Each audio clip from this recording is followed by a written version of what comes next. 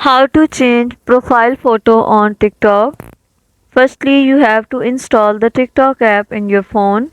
Now you have to open the app. You can see this is the desktop of your TikTok.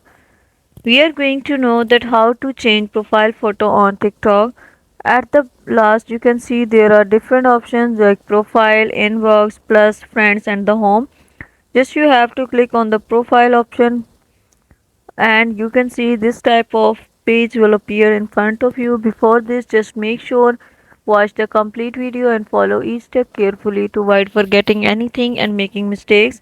Click on the edit profile and you can see here at the top there is a option of change photo. Just you have to click on the camera, take a photo, select from gallery or view photo. We are going to select a photo from the gallery.